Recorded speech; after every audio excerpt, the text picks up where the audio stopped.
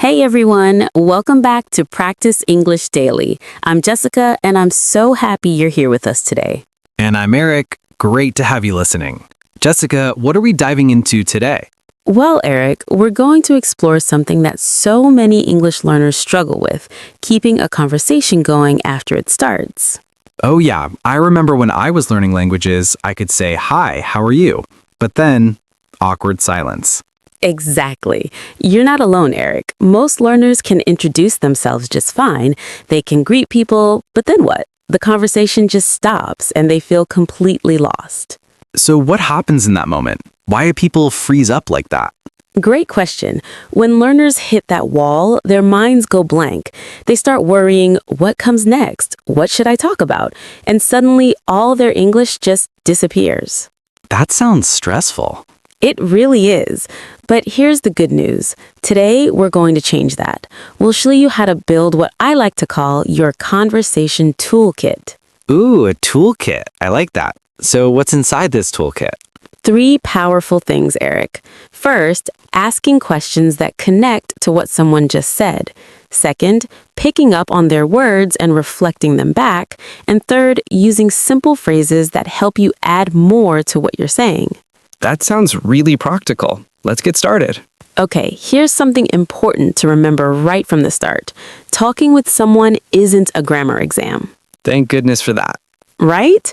It's really about showing you care about what the other person is saying. Native speakers aren't good at chatting because their English is perfect. They're good because they're genuinely curious. So it's more about attitude than vocabulary. Absolutely.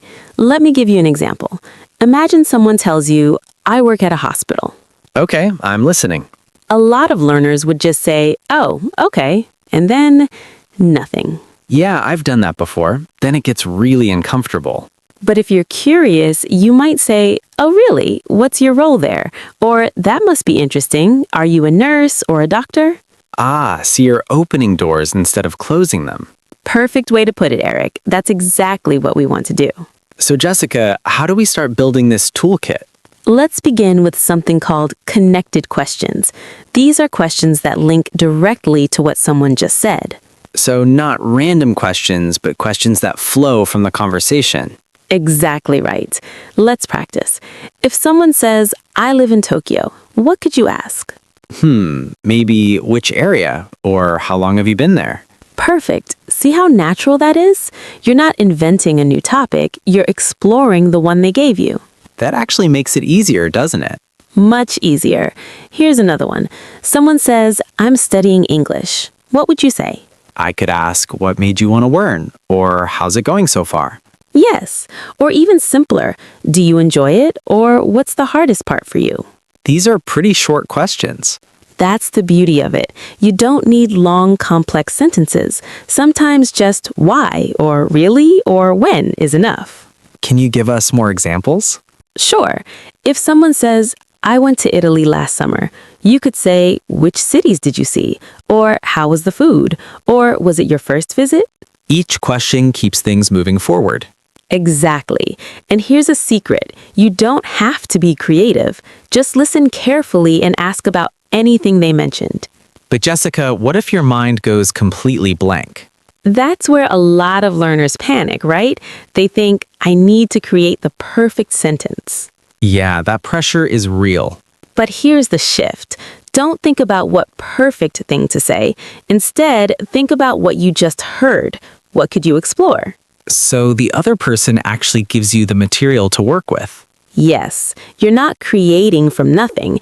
If they say, I'm really tired today, you can simply ask, why? Rough day? Or did you sleep okay? That's much simpler than I thought. It really is. Let me walk you through a longer example. Ready? Ready. Person A says, I just got a new job. I'd probably say, oh nice, what kind of work? Perfect. Then A says, it's in advertising. Cool, what do you do exactly? A says, I manage social media accounts. Interesting, do you like it so far? A says, yeah, though it gets pretty stressful sometimes. Oh really? What makes it stressful? See how smooth that was? No complicated words, no fancy grammar, just curiosity and simple questions. Can we try something interactive? Good idea. Listeners, I'll give you a sentence and you think of a question to ask. Eric will help. All right, I'm ready. Someone says, I'm studying medicine. What could you ask? Take a moment and think. I'd ask, what year are you in? Or what made you choose medicine? Great options. Here's another. I love hiking. Oh, easy. Where do you like to hike, or do you go often? Nice. One more. I'm not a morning person. Ha, I'd say me neither. What time do you usually get up? Or does coffee help? See, listeners, it's not about knowing everything. It's about being curious about what you hear. So we've covered asking connected questions. What's next in the toolkit? The next technique is echoing, repeating or using part of what they just said.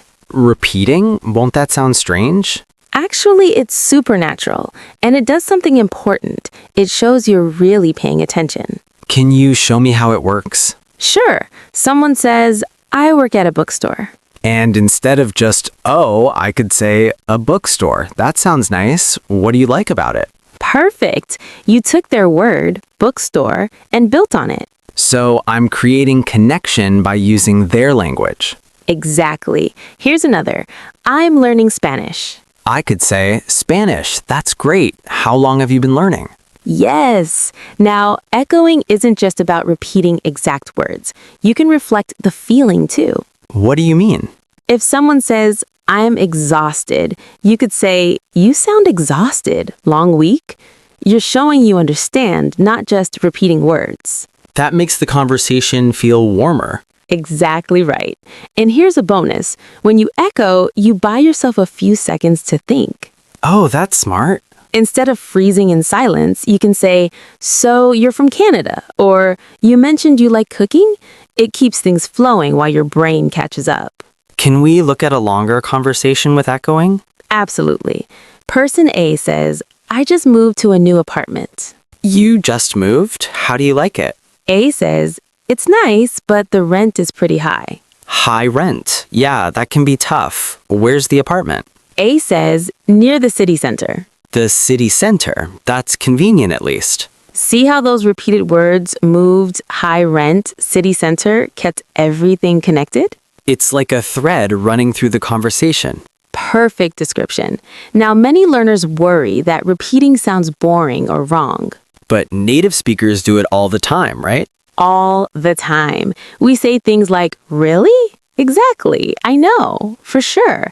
These are all forms of echoing.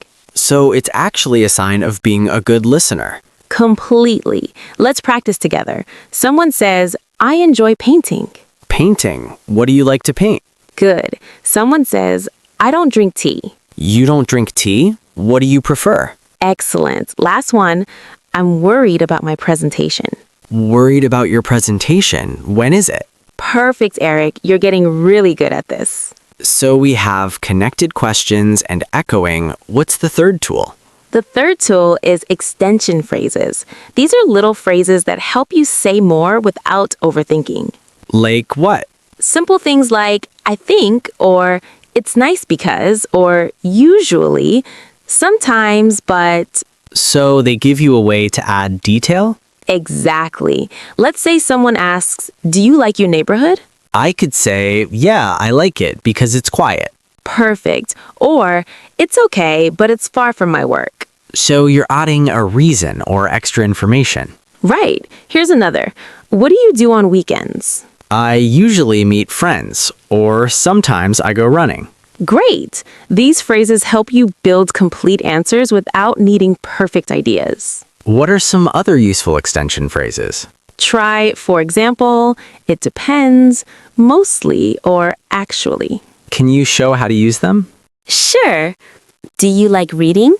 Yeah, I do. For example, I just finished a mystery novel. Do you cook? It depends. If I have time, yes.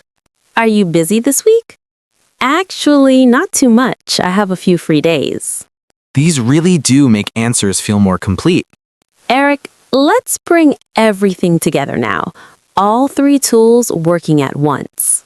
Okay, I'm listening. Someone says, I'm learning guitar. I could say, guitar? That's awesome. How long have you been learning? That's echoing plus a connected question. Perfect. Then they say, about 6 months. Do you enjoy it? They say, yeah, but it's really hard. Hard? What's the hardest part for you? More echoing and a question. They say, my fingers hurt a lot. Oh, I can imagine. But I think that's normal at first, right?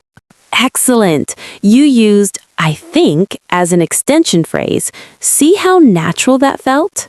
Yeah, it really did. And I wasn't trying to be perfect, just interested. That's the key. Real conversations aren't about perfection. So, Jessica, what should listeners remember most from today? That keeping a conversation alive isn't about knowing tons of words. It's about showing you care. And using these 3 tools: connected questions, echoing, and extension phrases. Exactly. When you feel stuck, don't panic. Just ask something about what you heard or repeat part of it and add a thought.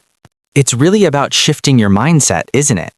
Yes, from I need perfect English to I want to connect with this person. I think that'll help so many learners.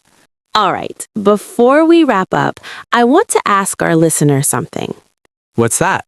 Next time you're speaking English and you feel that freeze coming, what will you choose to do? Will you let the silence take over? Or will you ask just one more simple question? Will you worry about sounding perfect? Or will you focus on sounding genuine and interested? Because real communication isn't about error-free sentences. It's about connection, and now you have the tools to make that happen. Thanks so much for joining us today on Practice English Daily. We really appreciate you spending this time with us. If you found today's episode helpful, we'd love to hear from you. And remember, conversations grow from curiosity, not perfection. So go ahead, practice these tools and watch your conversations come to life. Keep listening, keep practicing, and keep growing. Until next time, friends, take care. Bye, everyone.